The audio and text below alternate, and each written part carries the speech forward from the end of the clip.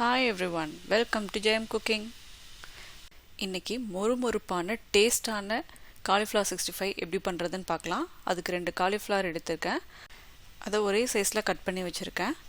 இதை ஸ்டவ்வில் பேன் வச்சு தண்ணி ஊற்றி சூடானதும் அந்த சூடாக இருக்க தண்ணியில் இந்த காலிஃப்ளவர் எல்லாம் போட்டுக்கலாம். ஒரு 3 மினிட்ஸ் இந்த சுடு தண்ணியிலே காலிஃப்ளவர் எல்லாம் இருக்கட்டும். அதுக்கப்புறம் தண்ணியை வடிகட்டிட்டு காலிஃப்ளவர் மட்டும் எடுத்துக்கலாம். இப்போது மசாலா ரெடி பண்ணிடலாம்.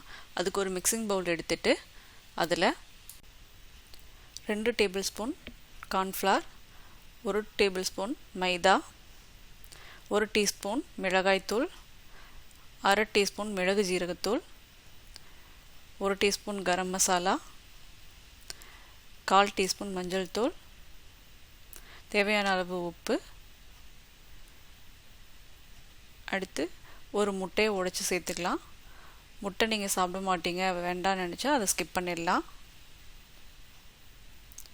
அடுத்து 2 டேபிள் ஸ்பூன் ஆயில் சேர்த்துக்கோங்க. ஆயில் சேர்க்கறதுனால மசாலா பொரிக்கும் போது உதிராமல் நல்லாயிருக்கும். இப்போ இது எல்லாத்தையும் மிக்ஸ் பண்ணிக்கலாம். இது பேஸ்ட் பதத்துக்கு வர்றதுக்கு கொஞ்சமாக தண்ணி சேர்த்து மிக்ஸ் பண்ணிக்கலாம். கோபி 65 நல்லா ரெட் கலரில் வேணும்னா 1 டீஸ்பூன் காஷ்மீரி மிளகாத்தூள் சேர்த்துக்கோங்க. அது நல்லா கலர் கொடுக்கும். இப்போ சுடுதண்ணியில் போட்டு வச்சுருக்க காலிஃப்ளவர்லாம் அதோடு சேர்த்து நல்லா மிக்ஸ் பண்ணிக்கலாம். மசாலா எல்லா காலிஃப்ளவர்லையும் எல்லா இடத்துலையும் படுற மாதிரி கோட் பண்ணி ஒரு 1/2 அன் ஹவர் ஊற வச்சிடலாம். இப்போது ஹை ஃப்ளேமில் எண்ணெயை நல்லா சூடு பண்ணிவிட்டு நல்லா சூடாக இருக்கும்போது காலிஃப்ளவரை போடலாம். காலிஃப்ளவரை போட்டதும் ஸ்டவ்வை மீடியம் ஃப்ளேமில் வச்சுக்கணும். 2 மினிட்ஸ்க்கு இந்த சைடு வேகட்டும்.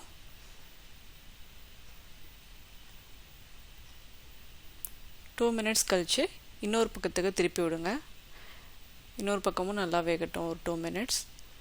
இதே மாதிரி 2 சைடும் திருப்பி திருப்பி போட்டு நல்லா வேக விடலாம். நல்லா கிறிஸ்பி ஆகிட்டு கலர் சேஞ்ச் ஆனதுக்கப்புறம் நம்ம வெளியில் எடுத்துடலாம். மறுபடியும் ஸ்டவ்வை ஹை ஃப்ளேமில் வச்சுட்டு மீதம் இருக்கிற காலிஃப்ளவரையும் அதில் போட்டு பொரிச்சு எடுத்துக்கலாம். எண்ணெய் அதிகமாக இழுக்காமல் இருக்கணும்னா 1 டேபிள் ஸ்பூன் அரிசி மாவு சேர்த்துக்கிட்டோன்னா எண்ணெய் அதிகமாக இழுக்காது.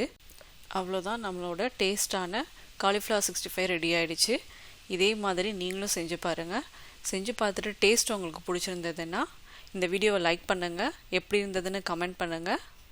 ஜெயம் குக்கிங்கிற்கு சப்ஸ்கிரைப் பண்ணுங்கள். பெல் பட்டனை ப்ரெஸ் பண்ணிவிடுங்க. அப்போ தான் நான் போடுற வீடியோ உங்களுக்கு நோட்டிஃபிகேஷனில் காட்டும்.